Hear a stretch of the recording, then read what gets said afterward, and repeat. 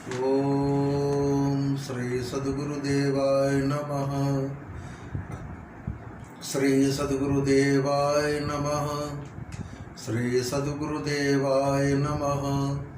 बोलो जयकारा बोल मेरे सद्गुरुदेव भगवान की जय। श्रृंगले निवासी सरकार की जय। श्री परमहंस दयाल महाराज की जय। श्रृंगल बिहारी महाराज की जय।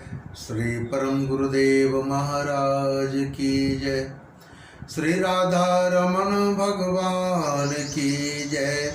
श्री पवन सुत हनुमान की जय। सियावर रामचंद्र भगवान की जय। पवन सुत हनुमान की जय। सत्य सनातन धर्म की जय। राम कृष्ण से को बड़ो तिन्हों ने गुरु किन्न। तीन लोक के वेदनी गुरु आगे अधीन। तीन लोक के वेदनी गुरु आगे अधीन। आज परम भागवत कथामृत में आप भगवान श्री कृष्ण द्वारा उनके गुरुदेव पूज्य संदीपन मुनि महाराज के सेवा का प्रसंग है। भगवान कृष्ण जी अपने गुरुदेव की सेवा में कैसे तन्मय रहते थे, कैसा समर्पण था अपने गुरुदेव के लिए, उसी के लीला कथा का श्रवण करेंगे। सदगुरु की सेवा तो ईश्वर को भी करनी पड़ती है। गुरु सेवा का आदर्श स्थापित करने के लिए श्री कृष्ण क्षिप्रा नदी के किनारे उज्जैन क्षेत्र में संदीपन ऋषि के आश्रम में विद्या प्राप्त करने के लिए गए। सुपात्र संत की सेवा के बिना ईश्वर की कृपा पात्र नहीं हो सकती। सुपात्र संत की सेवा के बिना ईश्वर की कृपा प्राप्त नहीं हो सकती। किसी तपस्वी पवित्र संत की धन तन मन से सेवा करोगे तो उसके अंदर के आशीर्वाद मिलेंगे। मनुष्य के लिए ऐसी संत सेवा आवश्यक है। सेवा द्वारा प्राप्त विद्या सफल होती है। पुस्तक पढ़कर प्राप्त किया गया ज्ञान धन और प्रतिष्ठा दिला सकता है, किंतु मन की शांति नहीं मिल सकती। संत न केवल बोलकर किंतु मौन रहकर भी उपदेश करते हैं। संत का प्रत्येक व्यवहार ज्ञान और भक्ति से भरा हुआ होता है। केवल स्वप्रयत्न से प्राप्त विद्या अभिमान भी लाती है। पवित्र संत की सेवा करके जो प्राप्त की गई विद्या है विनय और विवेक लाती है। श्री कृष्ण गुरु के लिए वन से लकड़ी लाते थे, पानी भी भरते थे गुरुदेव के लिए। प्राचीन काल के गुरु विरक्त थे, सो उनके शिष्य भी वैसे विरक्त बन जाते थे। वैराग्य के बिना विद्या शोभा नहीं देती। यदि विद्याभ्यास के समय विद्यार्थी विलासी जीवन जिए तो विद्या नष्ट हो जाती है। भगवान का विद्यार्थी जीवन बड़ा संयमी था। गुरु के अच्छे बुरे विचार संस्कार आदि सब विद्यार्थी के जीवन में उतर आते हैं। आजकल के प्रोफेसर भी विलासी होते हैं, सो विद्यार्थी भी विलासी बन जाता है, स्वाभाविक है। विलासी शिक्षक का सांकर्य भास पढ़ना निरर्थक है। प्राचीन गुरु तो स्वयं संयमी थे, सो शिष्य भी संयमी बन जाते थे। संयम ही सुखदायी है। विद्यार्थी अवस्था में संयम बड़ा आवश्यक है। आजकल पैसा कमाने के लिए विद्या पढ़ाई जाती है, संस्कार के लिए नहीं, धार्मिक आचरण के लिए नहीं, सांसारिक बंधनों से मुक्त कराने वाली विद्या नहीं है। गांव में पढ़ाई की योग्य व्यवस्था नहीं है और शहर में तो मात्र रुपया कमाना ही सिखाया जाता है। आज आत्मविद्या अध्यात्म विद्या का तो नामो निशान ही नहीं रहा, सब मिट गया। आत्मा परमात्मा उन दोनों का संबंध जीवन का सच्चा लक्ष्य और आदि कुछ समझाया पढ़ाया नहीं जाता है। ज्ञान तो बढ़ता जा रहा है किंतु विद्या घटती जा रही है। ज्ञान का उपयोग छल कपट के लिए किया जाता है। सा विद्या या मुक्त है। विद्या वही जो प्रभु के चरणों में ले जाए, मुक्ति दिलाए। गुरुकुल में पढ़ने आए एक गरीब ब्राह्मण पुत्र के साथ श्री कृष्ण की मैत्री हो गई। वह सौराष्ट्र गुजरात का था। उसका नाम सुदामा था, विप्र सुदामा। श्री कृष्ण के अन्य किसी भी मित्र का उल्लेख नहीं है, लेकिन विप्र सुदामा का उल्लेख है। सुदामा करतोता इंद्रियों का दमन, निग्रह करने वाला ही सुदामा हो सकता है। इंद्रियों का निग्रह करने वाला ही सुदामा हो सकता है। इंद्रियों के निग्रह के बिना न तो विद्या फलीभूत होती, न विद्या मिलती है। विद्यार्थी के लिए इंद्रिय दमन बड़ा आवश्यक है। ऐसी सूचना देने के लिए शायद सुदामा के सिवाय अन्य किसी सहपाठी का निर्देश भागवत में नहीं है। सुदामा के साथ मैत्री करने वाला ही सरस्वती की उपासना कर सकता है। सुदामा उस संयमी व्यक्ति का प्रतीक है जो परमात्मा को प्राप्त करना चाहता है। परमात्मा के दर्शन के लिए संयम के बिना विद्या प्राप्त नहीं हो सकती। संयम के बिना जीवन दिव्य नहीं बन पाता। संयम और वैराग्य को बढ़ाते चलो। जिस सुख का त्याग किया गया हो उसी का फिर से भोग करने की इच्छा हो तो वह थूक चाटने जैसा है।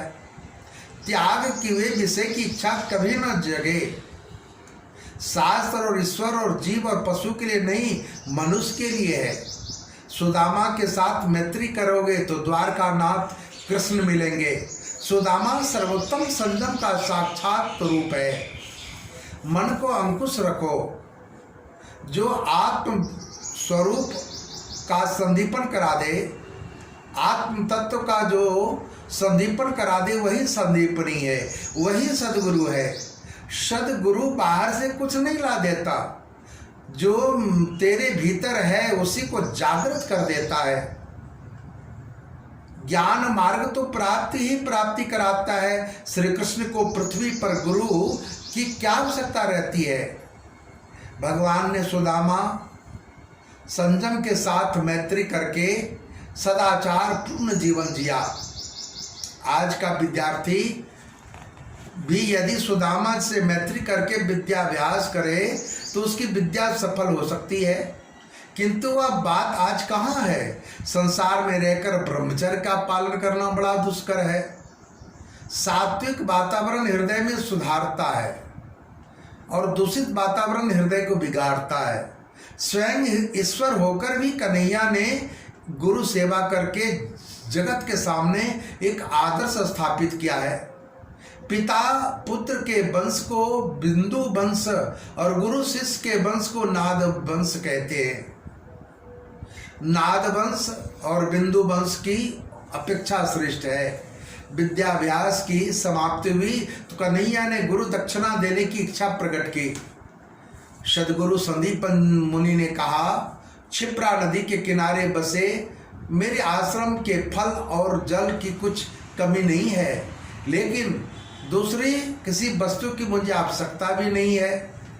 कन्हैया बोले, गुरुजी वह तो ठीक है, किंतु गुरु दक्षिणा दिए बगैर मेरी विद्या असफल रह जाएगी। सो आपको कुछ न कुछ तो मांगना ही पड़ेगा, कुछ तो कुछ लेना ही पड़ेगा।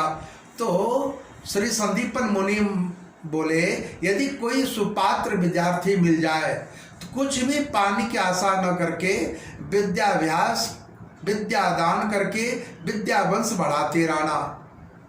ज्ञान दान में कृपणता न करना, शिष्य परंपरा बढ़ाते हुए विद्या दान करते रहना, बस यही मेरी तुमसे इच्छा है। कृष्ण ने गुरु को दिए गए वचन का पूर्णतः पालन किया। उन्होंने अर्जुन को युद्ध क्षेत्र में गीता का दिव्य ज्ञान तो दिया, किंतु उससे लिया कुछ भी नहीं। उन्होंने केवल अर्जुन को ज्ञान दिया, अपितु उसकी अश्वों की सेवा की। महाभारत में लिखा है कि रात्रि के समय श्रांत अर्जुन सो जाता था तो श्री कृष्ण उनकी सेवा करते थे। घोड़ों की भी देखभाल करते थे, घोड़ों के घावों की भी महरम पट्टी करते थे श्री कृष्ण। अर्जुन श्री कृष्ण को अपना गुरु मानता था, किंतु श्री कृष्ण उसे अपना शिष्य कभी नहीं माने, सखा ही माने। ज्ञान उपदेश तो दिया, किंतु गुरु दक्षिणा या कोई भी बदला में कुछ मांगा नहीं।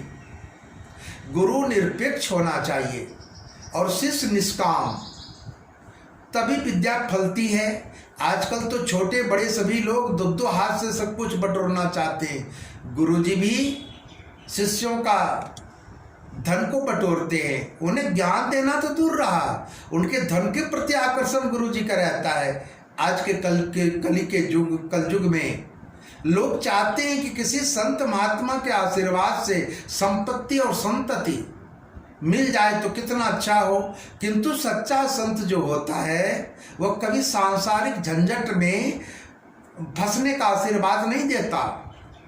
सच्चा संत तो विकार वासना नष्ट करने वाले अलौकिक भजनानंद का दान करता है। कन्हैया ने गुरु पत्नी से कहा, माता गुरुजी कुछ मांगते तो है नहीं, न कुछ चाहते भी हैं, किंतु आपकी कोई इच्छा हो तो मांग सकती हो। तो गुरु माता बोली, कृष्ण मेरा एक पुत्र था जो प्रभास यात्रा के समय समुद्र में बह गया। यदि मुझे गुरु दक्षिणा देनी हो तो मेरा खोया पुत्र ला दे। श्री कृष्ण ने समुद्र में गोता लगाया, वहां से उसकी 5 जन्य शंख भी प्राप्त हुआ और गुरु पुत्र भी, वे मुरलीधर थे, अब शंखधारी बन गए।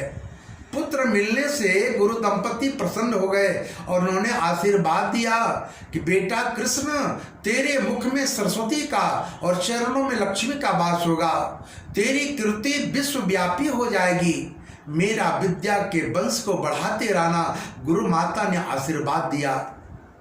गोपियों ने भी भगवान से कुछ नहीं मांगा था, सो वे स्वयं उनके ऋणी रहे। भगवान से कुछ नहीं मांगो, भगवान से भगवान को मांगो, भगवान से कुछ मत मांगो। भगवान की गोकुल लीला 11 वर्षों की और मथुरा लीला 14 वर्षों की और द्वारका लीला 100 वर्षों की थी।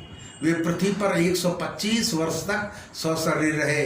विद्याभ्यास समाप्त करके श्री कृष्ण मथुरा आए और यादवों को परम आनंद हुआ। मथुरा के राजप्रसाद में भगवान ने निवास किया। भगवान के पावन लीला का आप श्रवण किए। भगवान से यही प्रार्थना करो कि हे नारायण, मुझे भी सदगुरु के प्रति ऐसी आस्था हो, उनके चरणों के प्रति उनकी आज्ञा और उनके विचारों के प्रति मेरा उन्नत भाव बने।